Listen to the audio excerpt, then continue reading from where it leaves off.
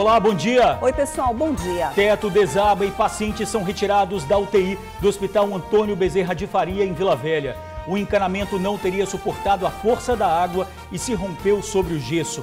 Médicos, enfermeiros e funcionários correram para amparar quem estava na unidade. Motorista de 74 anos morre vítima de acidente na Serra. O carro foi parar dentro da lagoa. A região é marcada por vários acidentes. Aconteceu outra vez. Bandidos explodem caixa eletrônico de agência do Barestes em distrito de Aracruz.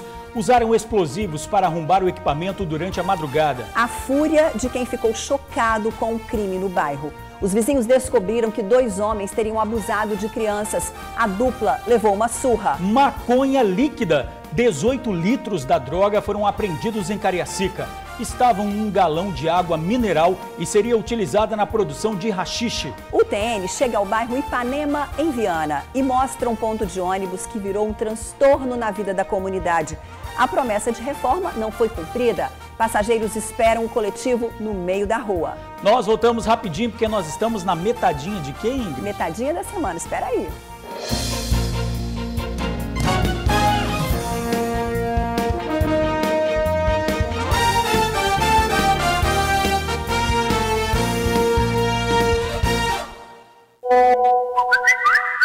Pacientes que estavam na UTI do Hospital Antônio Bezerra de Faria, em Vila Velha, precisaram ser transferidos às pressas. Ontem à tarde, o teto da unidade desabou e eles viveram momentos de desespero. Durante um serviço de manutenção, o encanamento não teria suportado a força da água e se rompeu. O forro de gesso não resistiu e desabou. Um vídeo mostra a confusão dentro do hospital. A água invadiu a UTI do Hospital Antônio Bezerra de Faria e provocou o desespero de médicos, enfermeiros, pacientes e acompanhantes. O setor foi completamente comprometido, assim como a central de esterilização. Essas imagens são do interior do hospital e foram gravadas por quem estava no meio da confusão. Elas mostram a correria dos funcionários para evitar que os pacientes da UTI ficassem expostos aos perigos do gesso que desabava do teto e a água que escorria sem parar. Gente como a Sueli, além de ter que deixar a UTI, ela precisou socorrer a própria mãe, que também fazia uma visita e não suportou o que viu. De repente começou a sair água pelas lâmpadas. Aí as meninas já começaram a correr para um lado para o outro, acudindo. Eu falei assim, moça, vai cair todo o teto, vai cair água assim do meu pai. Aí ela pegou e começou a tirar as pessoas, começou a ajudar e puxa um para lá, puxa outro para cá, todo mundo correndo dentro do quarto. Aí ela falou, minha mãe que se desesperou, começou a passar mal, falou assim, tira sua mãe daqui que ela está passando mal. Vocês saem do quarto que a gente vai resolver. E realmente, eu tirei minha mãe do quarto. Meu pai, que não tinha, que estava começando a cair água em cima dele, o rapaz pegou e socorreu. Então as meninas fizeram o que elas podiam e o que não podiam para tirar as pessoas. Essa outra acompanhante não quis se identificar, mas também relatou o que viveu. Começou a cair um montão de água e as enfermeiras técnicas, tudo, as médicas chegaram rapidamente para tirar os pacientes. Eles deitavam por cima dos pacientes para tirar eles, para não deixar cair nada em cima deles, não deixar molhar eles, porque começou a cair a água e já começou a querer desabar já. E alagou o hospital todo, teve que desocupar o pronto-socorro embaixo, porque a água foi caindo e foi destruindo tudo. O pai da Maria Tereza tem 82 anos e estava internado no Bezerra de Faria há quase 2 meses. Ontem, a família tinha recebido uma boa notícia sobre a recuperação do seu Jair Francisco, mas no fim do dia veio o susto. Eu já tive uma notícia boa, que ele deu uma certa melhorada, e quando eu estava deitada, tentando relaxar um pouco, eu recebo infelizmente essa notícia de que aconteceu esse acidente aqui no hospital. Nós pedimos para poder entrar, para ver ele, só que falaram que era troca de plantão e não podia deixar familiar ver ele. Então, eu também estou aguardando para saber como que está meu pai, porque eu não tenho notícia de se ele está machucado, se aconteceu alguma coisa com ele. Dos 7 pacientes que estavam na UTI, a CESA informou que 4 seriam transferidos. Agora já são quase 10 horas da noite, ou seja, quase 6 horas depois do problema, e a primeira ambulância que vai fazer essa remoção acabou de chegar no hospital. Alguns minutos depois, as outras ambulâncias com suporte avançado chegaram. Durante toda a noite, o hospital deveria permanecer paralisado, sem receber novos pacientes. Uma espera angustiante. Isso não quer deixar minha sobrinha subir para ela descer e a minha sobrinha acompanhar meu irmão. A esposa dele está lá, tem 70 anos, agora eles estão barrando, não quer deixar. Vai deixar de qualquer jeito, eu vou entrar aqui no peito. Eu só saio daqui com uma notícia boa do meu pai. Se ele vai ser transferido, como que ele está, como está o estado dele. Eu só saio daqui quando tiver uma notícia boa. Segundo o Sindicato dos Servidores da Saúde, poderia ter sido evitada se o hospital recebesse as devidas manutenções. Eu acredito que seja mais por falta de manutenção mesmo, porque o nosso hospital, ele é um hospital bem antigo, né, e com problemas de estruturas enormes, tá? Por vários momentos tivemos, né, alguns atritos com a gestão anterior por conta disso, porque o hospital está sucateado, o hospital, né, não tem manutenção. Hoje a gente não tem ar-condicionado funcionando, a gente tem problema no raio-x, então são problemas diversos no hospital. Cenas de uma saúde pública em agonia, em completo desrespeito à vida.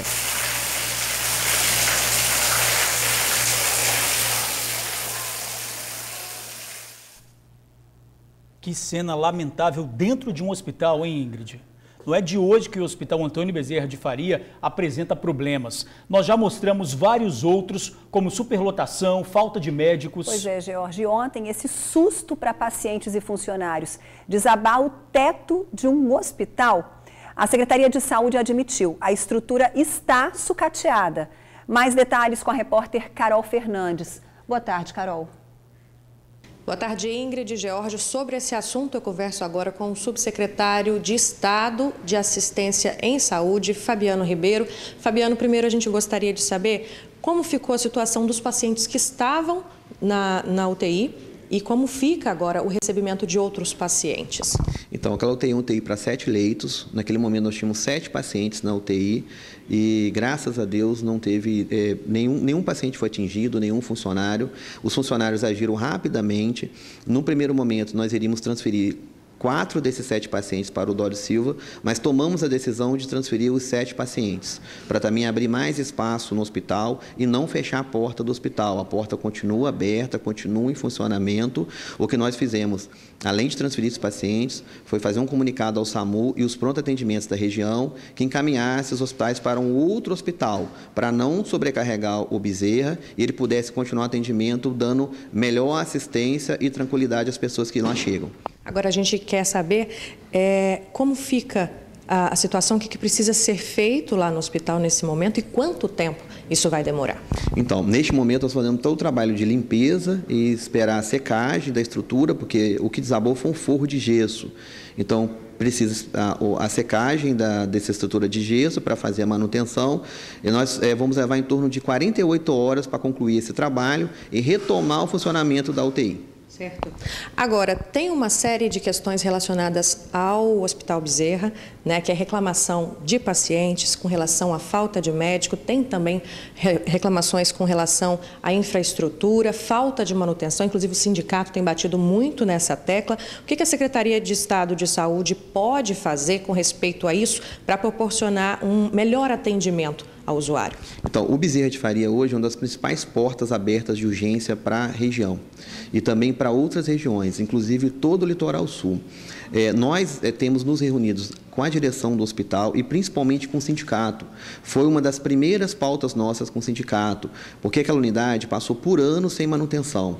E todo esse período sem manutenção chegou na estrutura que está hoje. Uma estrutura com sucateamento, com necessidade de infraestrutura, na verdade, no geral, apesar de ter bons equipamentos, bons profissionais atuando lá, mas a estrutura física, de fato, ela foi degradada. E nós fizemos um plano, né, mais emergencial e também um plano a médio e longo prazo. Então, tem programado 2 obras para o Bezerra. Uma que muda o fluxo e organiza o fluxo da emergência do hospital, e a gente consegue ganhar com isso na própria estrutura mais 30 novos leitos, e uma outra obra, que é uma obra nova, com isso a gente ganharia mais 59 leitos.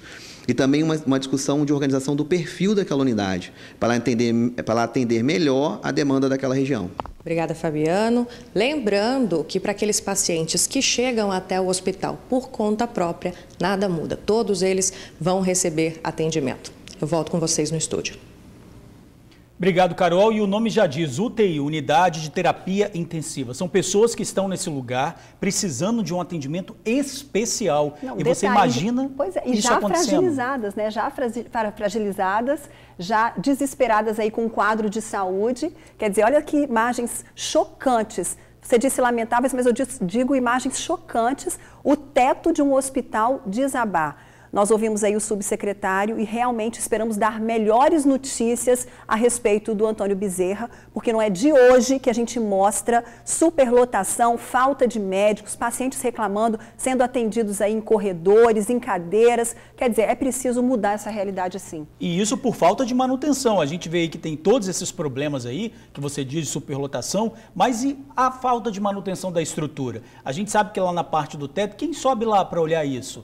Existe um cronograma de verificação, porque tem que existir, não é? Você tem que ter um checklist, algo para você olhar e ver se aquilo foi checado antes. E a gente destaca aí também a solidariedade, né? Esse desespero todo aí, e você vê aí médicos, enfermeiros, próprios acompanhantes de pacientes, quer dizer, unindo forças para tentar diminuir esse desespero aí, esse pânico dentro de um hospital. Pois é, bom... Carretas explodiram depois de um acidente na BR-262 em Marechal Floriano, na região serrana do estado. A batida foi numa curva e após o impacto os veículos pegaram fogo. De acordo com a Polícia Rodoviária Federal, um deles transportava uma carga de cal e o outro estava vazio. Equipes do SAMU e Corpo de Bombeiros estiveram no local para socorrer as duas vítimas. Elas foram encaminhadas para hospitais com ferimentos leves. Escavadeira cai de barranco e maquinista morre na região serrana do estado. A vítima trabalhava numa propriedade rural quando perdeu o controle da direção. A escavadeira rolou da ribanceira e atingiu o carro do condutor que estava estacionado. O acidente foi na zona rural de Domingos Martins. O homem morreu na hora. Um ajudante que também estava no trator conseguiu pular do veículo. Ele foi socorrido pelos bombeiros e levado para o hospital. A promessa, até janeiro o ponto de ônibus seria reformado, mas a expectativa não virou realidade. O que mudou em Ipanema, Viana, foi a instalação de uma placa indicando que há um ponto de ônibus ali. A placa é de um ponto de ônibus, mas a estrutura não. Há 3 anos, o abrigo foi destruído num acidente e os moradores tiveram que dividir o espaço com entulho e ferragem exposta. Pegaram o coletivo só mesmo se arriscando no meio da rua. Estamos em Ipanema, Viana, e prepara, porque a reclamação é antiga. Faz 3 anos que o abrigo deste ponto de ônibus foi destruído durante um acidente. Subiu um caminhão pesado com bloquete. Esse caminhão, pelo que nós ficamos sabendo, ele estava prestando serviço para a prefeitura, né? Eu acho que ele perdeu o freio e voltou de ré com tudo e entrou. Eu fiquei imprensada na mureta do ponto, a senhora pulou e meu filho conseguiu pular para frente. Isso já se vão 3 anos, agora em fevereiro vai fazer 3 anos e o ponto continua na mesma situação. No ponto, o espaço é mínimo. Os moradores dividem lugar com entulho e ferragem exposta ou ocupam a calçada da serralheria. Quando está chovendo ou até mesmo sol quente, eles ficam mais aqui na porta da serralheria. Às vezes eu tenho que esmerilhar alguma coisa e joga faísca de fogo neles, né? É perigoso. Então, se tivesse o ponto, era melhor para eles, né? Vem caminhão cheio lotado de material, de construção, para ali e desce de ré. Se essa porcaria perde freio, vem aqui embaixo. O que a senhora acha que devia ser feito? Eu queria que mudasse esse ponto daqui, botasse mais para baixo. E tem um detalhe, o ônibus 921 passa pela rua de cima. E sabe onde os moradores têm que ficar para embarcar? Veja com seus próprios olhos. No meio da rua. Complicado, porque a gente corre risco de ficar no meio da rua aí esperando, entendeu? Pode vir um outro carro, né? Até leva acidente, né? Em dezembro do ano passado, o Partiu Bairro esteve aqui. Vamos pro ponto, olha o ponto, chegamos no ponto, tem que ver.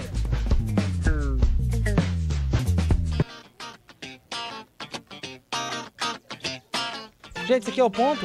Sim, esse é o ponto. Após a reportagem feita no ano passado, a Prefeitura de Viana se posicionou sobre a situação dos moradores que dependem do ponto de ônibus. Eles prometeram que até janeiro deste ano as obras de um novo abrigo estariam completas. Mas até agora, a única coisa que eles fizeram por aqui foi instalar aquela placa. Esse descaso todo só aumenta a revolta dos moradores. Complicado, época de escolas, crianças, né, precisando pegar ônibus para ir para as escolas e tomando chuva, tomando sol, porque continua do mesmo jeito. Está nessa situação que está aí, precária. Eu só queria deixar um recado para o prefeito, fazer uma pergunta para ele. Dinheiro para fazer um ponto é difícil, mas para carnaval ele tem, né? Então é só essa minha indignação. A Prefeitura de Viana diz que uma equipe foi ao local e fez a retirada da antiga estrutura para que na próxima semana um novo abrigo de ônibus seja construído na região. Vocês ouviram bem, né? Na próxima semana. Quanto à solicitação dos moradores para instalar a estrutura em outro local, a Prefeitura disse que não há um pedido em aberto na ouvidoria e que é necessário primeiro fazer uma análise técnica para atender a solicitação. Um homem foi preso acusado de abusar de uma criança de 4 anos. Foi no bairro Santa Marta, em Vitória. Os vizinhos perceberam o abuso. Revoltados, espancaram o suspeito. Este senhor, de 58 anos, com a camisa do Flamengo, foi duramente espancado. O motivo é que ele foi flagrado com uma criança de 4 anos. O caso aconteceu por volta das 10 horas da noite de ontem, no bairro Santa Marta, em Vitória. Vítima e suspeito moram neste mesmo quintal, onde há várias residências. O ato foi flagrado por 2 vizinhos. Uma testemunha teria daquela janela visto que alguma coisa errada estava acontecendo na casa bem de frente. Ele então resolveu checar um pouco mais tarde. Chamou um colega e, na surdina, subiu as escadas e foi observar o que estava acontecendo lá dentro. Teria sido neste momento que ele flagrou o homem molestando a criança. E a mãe do rapaz gritou ele foi, aí eu vi que ele correu para ver se tinha alguém vindo, só que aí eu fiquei maldando na hora. Aí depois eu fui comprar outro cigarro, aí eu vi a mesma coisa, aí eu também vi que o menino veio mexendo na bermuda. O fato deixou os outros moradores divididos. O suspeito, um pedreiro aposentado, mora aqui há cerca de 10 anos e era visto como uma boa pessoa e velho amigo dos pais da criança. Quando me falaram isso essa noite, eu digo o quê? Falaram hoje de manhã, eu digo Valdir? Nunca. Nunca tinha. O senhor nunca imaginou que o seu vizinho pudesse ser capaz de algo assim? Deu de um troço desse, eu não imaginava ele ser isso, não. Já tinha assim, uns 4, 5 meses que sempre a criança ia lá e a família também confiava, porque nunca pensava que o cara ia fazer isso. Mas a própria criança acabou confirmando o que aconteceu. Os vizinhos, revoltados com a situação, acabaram espancando o suspeito. A polícia foi chamada e o homem levado para a DPCA e autuado por estupro de vulnerável. Na comunidade, os moradores estão ainda revoltados. Sempre assim, a mãe tinha confiança, né? Que ninguém pensava que ele ia fazer isso. Não sei se comprovar que ele fez, a mim não vale nada, tem que ficar onde está a minha. Eu achei errado, entendeu? Porque é uma criança, entendeu? Se pus também no lugar, tipo, podia ser meu filho, podia ser com alguém, porque fica muitas crianças aqui, entendeu? Então, tipo, achei errado a parte dele, eu devia que ele ficar preso. Pois é, e fica aí mais esse alerta, né? Normalmente quem estupra, quem abusa é quem está normalmente pertinho da criança aí. Então é desconfiar sempre, né, do comportamento. O Valdir Paulino da Silva foi autuado por estupro de vulnerável e já está no presídio.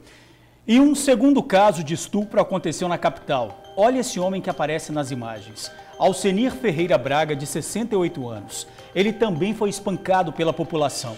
A vítima do suspeito foi uma menina de 10 anos. Alcenir teria passado a mão nas partes íntimas da criança e, em seguida, oferecido dinheiro a ela. Ele nega as acusações, disse que foi vítima de armação, mas mesmo assim foi autuado por estupro de vulnerável e já está no presídio. Um local marcado por acidentes na rodovia Norte-Sul, na Serra. Hoje cedo aconteceu mais um e com morte. O trecho liga os bairros Barcelona a Maringá. É para lá que a gente vai ao vivo. É com você, Luciano. Exatamente, Ingrid e George, amigo do TN, esse acidente gravíssimo aconteceu na manhã de hoje por volta de 8h30 nessa região conhecida como Tobogã, que fica entre os bairros Maringá e Barcelona na Serra. Eu vou pedir para o Cícero agora mostrar a gravidade desse acidente. Olha lá como é que ficou o carro. Segundo testemunhas, o motorista perdeu o controle do veículo e caiu com o carro barranco abaixo, indo parar nessa região alagada, numa lagoa, né, que fica bem aqui ao lado da pista. Segundo testemunhas, a princípio, uma pessoa teria tentado socorrê-lo, mas em seguida, uma equipe do Corpo de Bombeiros fez o socorro. O motorista, identificado como Danilo Carlos de Souza, de 74 anos, foi socorrido com vida, quer dizer, ele ainda tinha sinais vitais quando foi socorrido pela equipe do Corpo de Bombeiros. Mas ele acabou não resistindo aos ferimentos e morreu dentro da ambulância, sendo levado para o hospital daqui da região. É uma coisa lamentável, inclusive essa região aqui do Tobogã, entre os bairros Barcelona e Maringá, aqui na Serra, é uma região muito conhecida, muito perigosa pelos acidentes que acontecem aqui. Nossa equipe já fez várias matérias, várias reportagens denunciando essa pista e o perigo que ela representa. Inclusive, nós preparamos uma matéria, um VT especial, para mostrar para você, amigo do TN, como que essa região é perigosa. Vamos ver. Em julho do ano passado, uma vendedora morreu no local depois de sair de uma festa em Laranjeiras. Ela seguia para casa no bairro Eldorado, quando perdeu o controle do veículo numa curva. Saiu da pista e bateu em um poste. Kátia Rangel Batista, de 29 anos, morreu na hora. Ela era mãe de um menino de 4 anos. Um ano antes, um outro acidente grave no mesmo trecho. Um taxista e a esposa também morreram depois de baterem um poste na rodovia Norte-Sul, na Serra. Diego Matos, de 30 anos, perdeu o controle da direção ao tentar fazer uma ultrapassagem. O veículo saiu da pista e bateu contra o poste. A esposa do taxista manicure Keila Passarella, de 24 anos, estava no carona e também não resistiu aos ferimentos.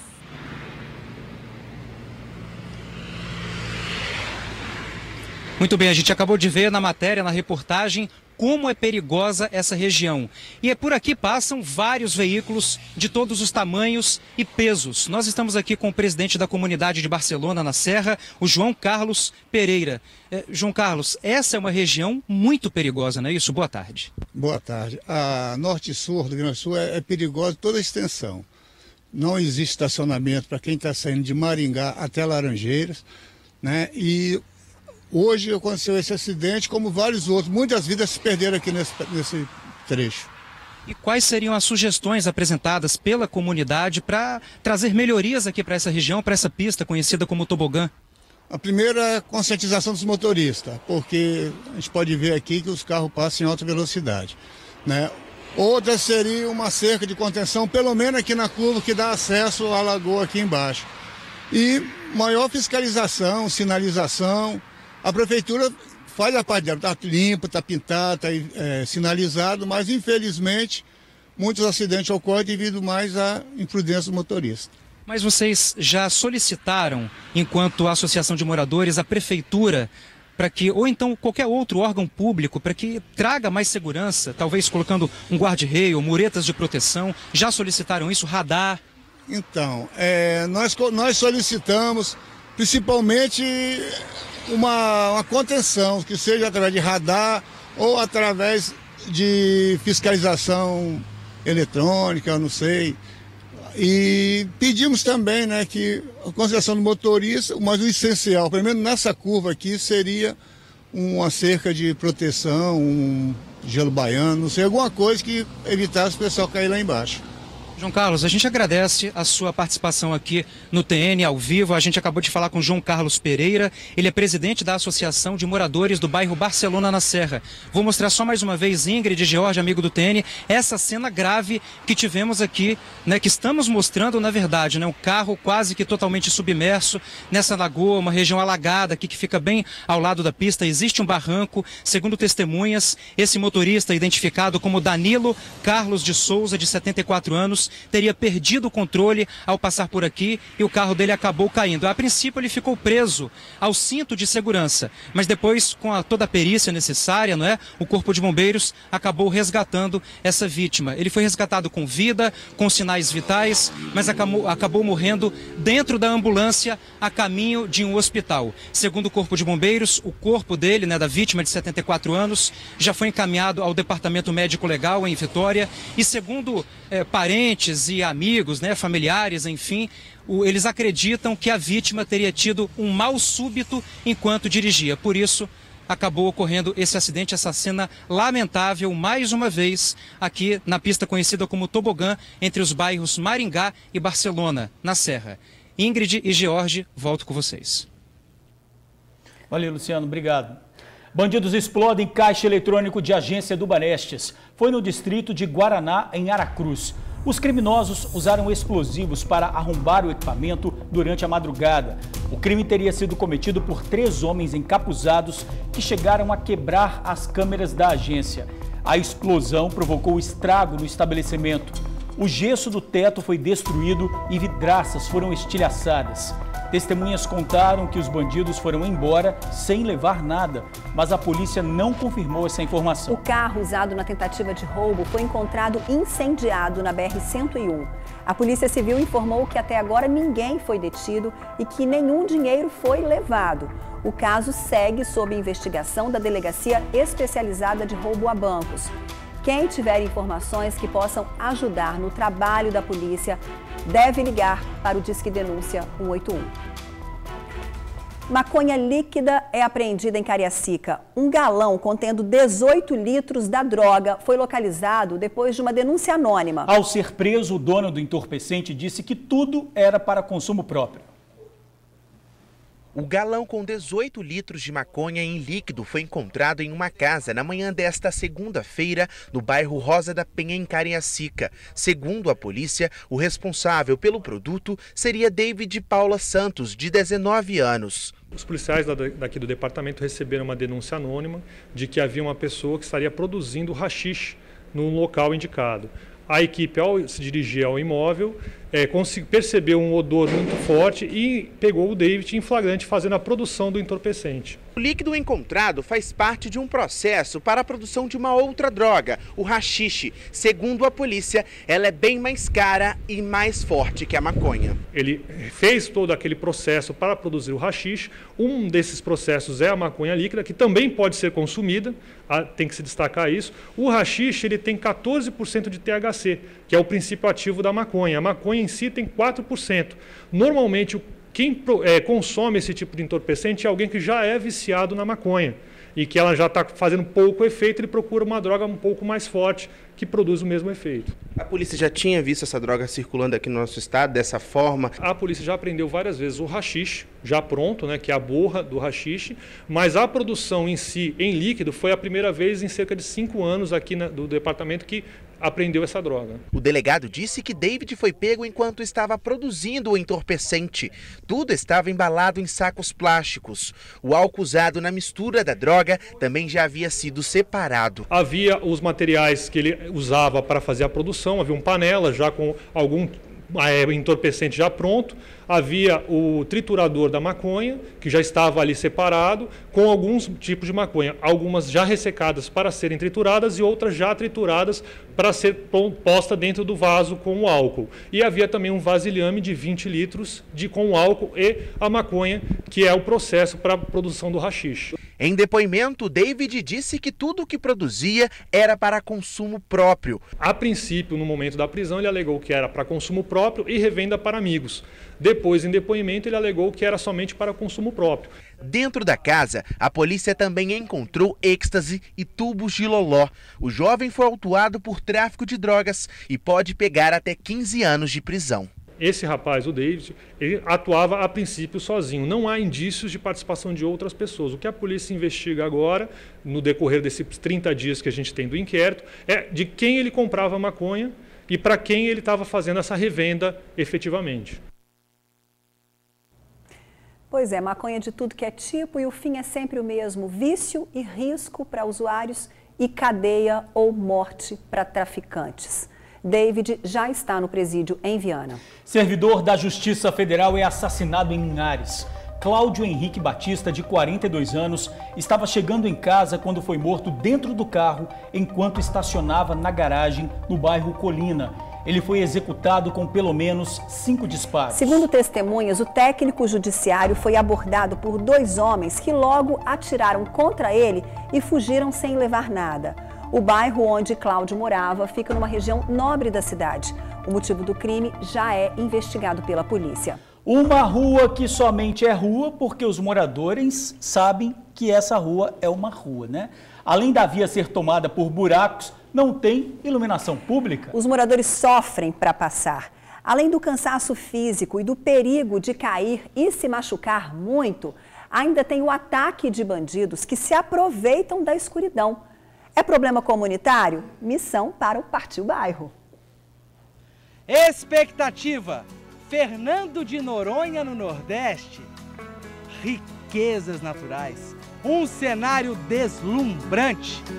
O paraíso verde esmeralda. Realidade. Noronha, Cariacica. Tá brincando? Olha, puxado, hein? Dá até vontade de cantar. Buraco? Fui, partiu, aonde Cariacica.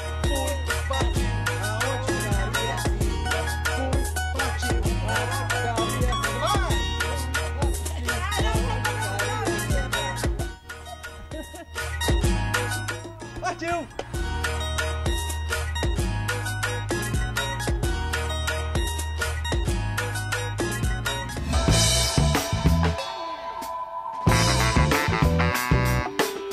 A falta de belezas naturais, belezas estruturais da Rua Noronha, em Cariacica, é tão clara quanto o mar da Noronha nordestina.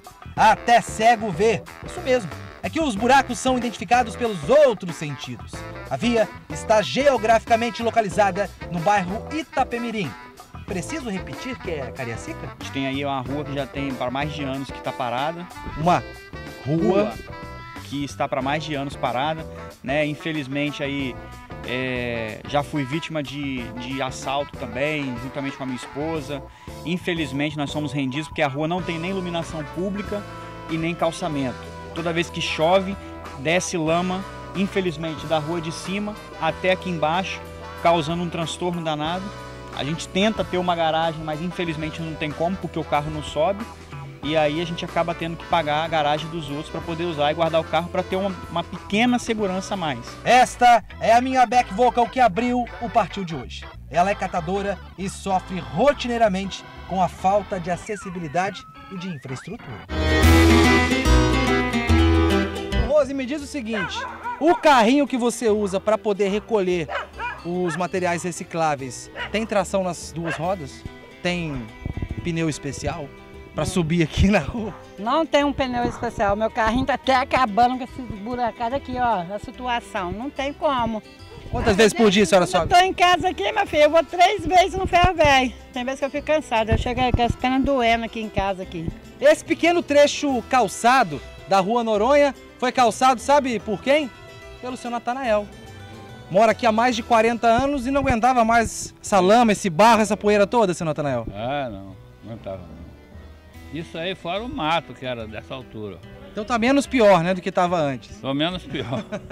Agora, se não fosse o senhor gastar dinheiro do próprio bolso para fazer, tava com barro ainda. Tava ainda com barro. A Miriam mora aqui, mas não mora na rua. Mas ela passa pela Rua Noronha todo santo dia. Não só ela, como também o marido, né? E aí? Ele tem 73 anos, tem uma dificuldade danada para subir esse lugar aqui. Veio um político aqui e prometeu fazer essa rua aqui, só que até hoje está do jeito que vocês estão vendo. Ele disse que tinha conseguido uma verba de 300 mil aqui, veio cá, mostrou um monte de papel. Depois que essa verba entrou, ele desapareceu. É inconcebível aceitar que qualquer pessoa possa viver em uma rua como essa. Não dá para naturalizar, achar que é assim mesmo. Não deveria ser. Afinal de contas, o país com uma das maiores cargas de impostos do mundo precisa, ou melhor, necessita dar uma contrapartida para quem quase se mata de tanto trabalhar.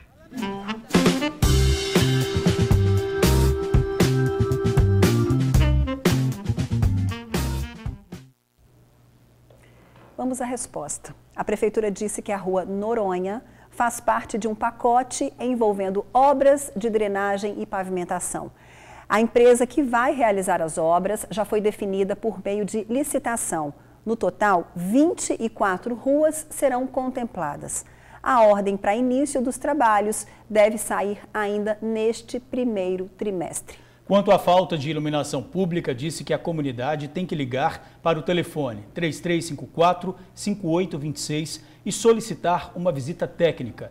Em relação à reclamação de assaltos, a PM disse que está à disposição da comunidade para conversar e tirar dúvidas sobre as ações no local. Ela chega de mansinho e pode provocar um grande estrago na vida de quem sente. Se não tratada logo e de forma correta, infelizmente, pode levar ao suicídio. Estamos falando da depressão. O Brasil é o 5º país com o maior número de pacientes que sofrem com a doença. Aqui no estado, cerca de 230 mil pessoas lutam contra esse mal. A pedagoga de 52 anos ainda não se sente confortável em se identificar. Há 5 anos, ela foi diagnosticada com depressão. A doença se manifestou com o fim do casamento e a perda do emprego ao mesmo tempo. Eu estava com uma vida normal, estabilizada, com alguns problemas que é normal do dia a dia. Eu fiquei desempregada. Meu casamento passou por uma fase muito difícil e acabou ruindo. E o meu filho resolveu ir morar com o pai. Então, esses 3 elementos fizeram que minha vida virasse do avesso. A falta de motivação em fazer tarefas básicas do dia a dia foi um alerta para que ela percebesse: algo estava errado. Meu filho começou a reclamar porque eu não fazia mais comida, que eu não arrumava mais a casa, que eu amanhecia de camisola, dormia de camisola, né, que eu não tomava banho. Chegava o dia que eu ficava 2 dias sem banho. É incrível, né, a gente pensar nisso, mas eu ficava 2 dias sem banho. E ele falava: mãe, isso não é normal, mãe, isso não é normal. E por ele, eu falei: não, eu tenho que sair, eu tenho que me sacudir disso, né? O psiquiatra explica que esse é justamente um dos sinais da doença. Atividades que antes ela fazia com facilidade, que não eram difíceis para ela, se torna um fardo, um peso para ela, né? Uma outra coisa é um desânimo muito acentuado, né? Uma perda de interesse, né? Pela parte social, pela parte familiar, entendeu? Um excesso de sono ou a privação do sono, ela passa a dormir menos, perda de fome, apetite fica alterado. Então, muitas situações, cada pessoa vai apresentar uma característica diferente da outra. Segundo a Organização Mundial da Saúde, a depressão é uma das doenças que mais cresce no mundo. O Brasil aparece em 5º lugar no ranking de países com maior número de pacientes depressivos. 5,8% da população brasileira sofre com a doença. Além do tratamento adequado, a prática de exercícios físicos pode ser uma importante aliada no combate à depressão. Principalmente, às vezes, um pouco relacionado também ao sol, entendeu? A pessoa pegar um pouco de sol, né? No período mais cedo ou mais tarde, mas que ela pegue um pouco de sol também ajuda bastante, né? Ela não precisa fazer uma atividade física intensa, pode ser uma atividade física leve, mas já ajuda bastante. Atividade física que eu tenho uma dificuldade muito grande, mas eu tentava andar no calçadão. Aliás, a minha fuga era andar. Eu tinha que andar muito. A cada dia que passa, a pedagoga vai superando a doença. São 5 anos de um tratamento que ainda não terminou. Eu estou tomando a medicação agora, diminuiu de 20 miligramas para 10 miligramas, mas eu não posso parar de tomar. A minha psiquiatra falou hoje para mim, essa semana eu fui ao médico, e ela falou: não pode parar de repente. Vamos diminuindo aos poucos. Deus está comigo no dia a dia e eu tento não me esquecer disso nunca. E meus filhos me ajudaram muito e são meu suporte até hoje. Agora, eu preciso de ter a cabeça pensando, eu não posso ficar parada. Tá certinho, muita força para você. E é isso mesmo, tem que pensar e fazer coisas que dão prazer para afastar de vez essa doença, essa horrorosa doença, a depressão. E como é importante a ajuda do outro, a nossa ajuda para todo mundo que sofre desse mal. Vimos aí que os filhos da nossa entrevistada foram fundamentais para ela começar a se recuperar. Então, é muito importante essa ajuda, nessa compreensão da família. Pois é, Ingrid, muitas vezes as pessoas preferem criticar a observar o outro e identificar que algo não vai bem. No caso da depressão, isso faz toda a diferença para que a pessoa se recupere logo.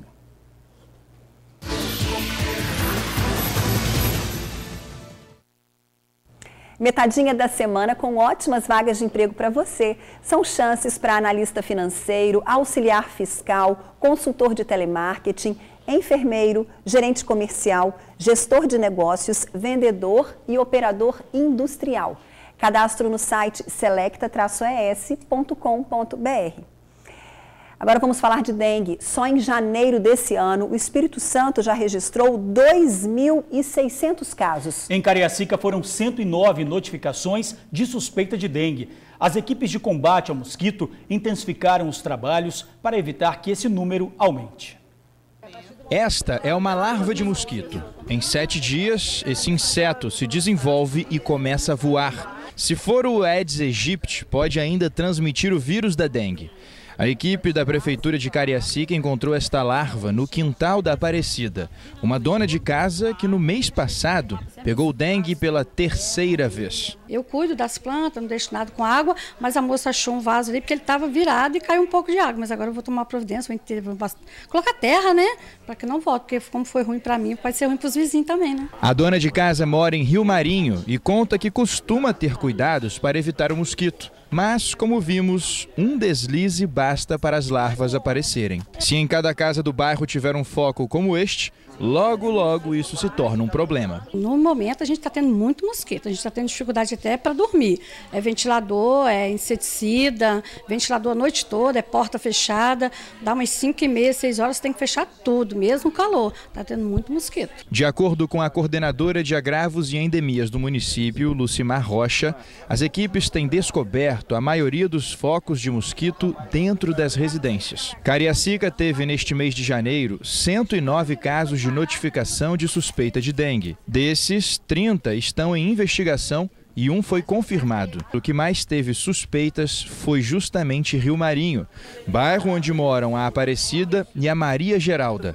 Uma vizinha que procurou o médico esses dias porque está se sentindo mal com sintomas da dengue. Estou passando muito mal. Desde sábado, a noite de sábado, eu não dormi nem um pouquinho, tremi a noite toda.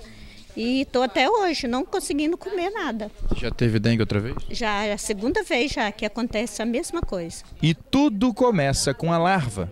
Um bichinho tão pequeno, mas que se deixar, causa um grande estrago. Então a recomendação é redobrar os cuidados dentro de casa para ajudar a combater o mosquito que transmite a dengue. Sempre que houver essa situação no próprio quintal da pessoa, igual foi orientado hoje, pegar esse vaso, né? Fazer desse vaso, colocar areia, terra, uma planta, fazer ficar até um lugar bonito, conservar, uma vez só por semana. Fazendo isso já nos ajuda, porque né, nós viemos fazendo a verdura. Aí o munícipe tem que dar sequência na limpeza do local, porque o mosquito não contaminou só ela, ele pode irradiar nos bairros e contaminar várias pessoas, levando até a óbito.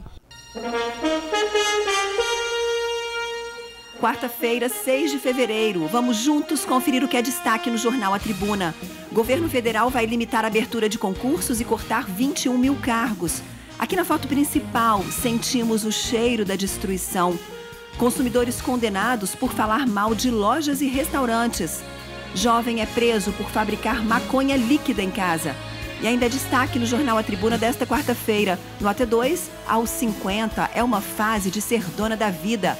Jornalista conhece o pai após 20 anos de buscas. E Fluminense goleia e avança na Copa do Brasil.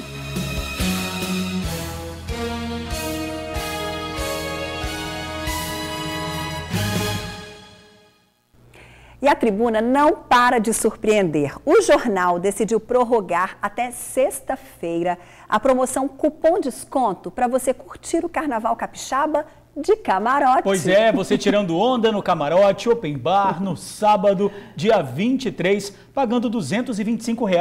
Os cupons serão publicados hoje, amanhã e sexta. Lembrando que a promoção é limitada para 200 ingressos e a venda é feita nas lojas Bagágio dos shoppings Vitória, Boulevard e Praia da Costa. A seguir tem consulta com o Dr. João. Seu Francisco tá igualzinho ao Neymar, impossibilitado de jogar bola. E quer saber como amenizar as dores no joelho para que possa voltar a entrar em campo. A resposta já, agora 12:30. Seu Francisco tá igualzinho o Neymar. Bilionário, ricão. Quem dera. Ele tá impossibilitado de jogar bola. Ele encontrou o Dr. João e foi logo perguntando o que fazer para amenizar as dores no joelho para que possa voltar a entrar em campo.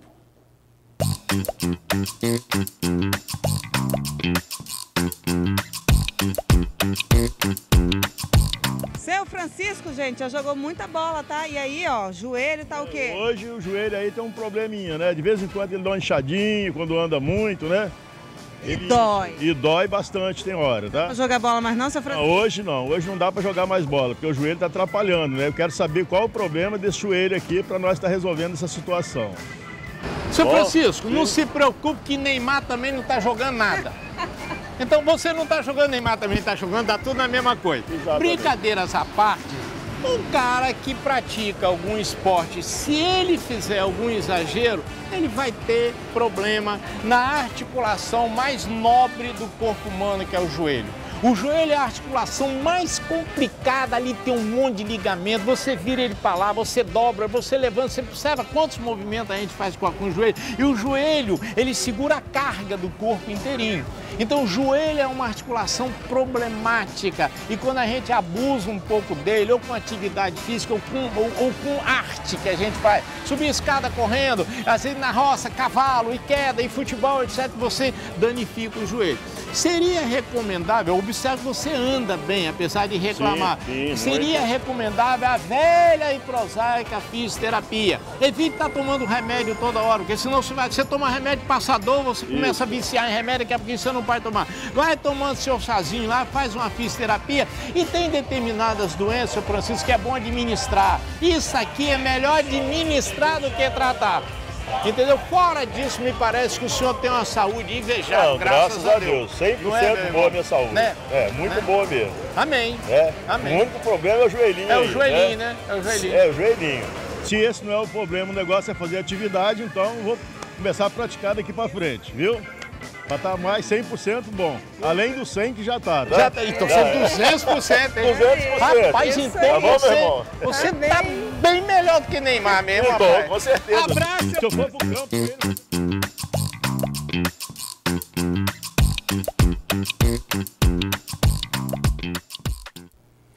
Saúde aí 200% não é para qualquer um não, nem seu Francisco. Então, basta fazer uma atividade física para tudo ficar certo. Pois é, como disse o doutor João, se nem Neymar está jogando bola, o senhor também precisa se preocupar não, né não? Um beijo para você e, claro, para o doutor João, que volta na semana que vem, na quarta que vem. Antes da gente encerrar, eu tenho beijos e abraços para mandar. O César Francisco de Viana entrou aí no nosso Instagram. Ele é pintor, arrasando nas obras. César. Não é? Então, ó, um beijo bem carinhoso para você e continue arrasando aí, viu? Grande abraço para você também e também um abraço para o youtuber Luke Monteiro, que está sempre ligadinho aqui no TN. É isso aí. E aí, Débora, hoje tem sorteio, tem novidades? Tem sim, senhora! Aliás, que doma, né? Senhora que nada, amiga. Tem sorteio aqui. Ainda bem que ela corrigiu a tempo. Já tinha me dado uma facada no peito. Eu já ia falar desse senhora, mas eu resolvi ficar quieto, né? Eu tava fazendo tipo, tem sim, senhor! Aí falei, não colou. Pois é, mas tem sorteio. Hoje o Honda tá imperdível. Tá bom. Eu te espero logo mais às 7h20 no TN2 e agora tem ela, Débora Moraes aí do ladinho da gente. Aí, ó. Vai lá, Deb. Nem pedindo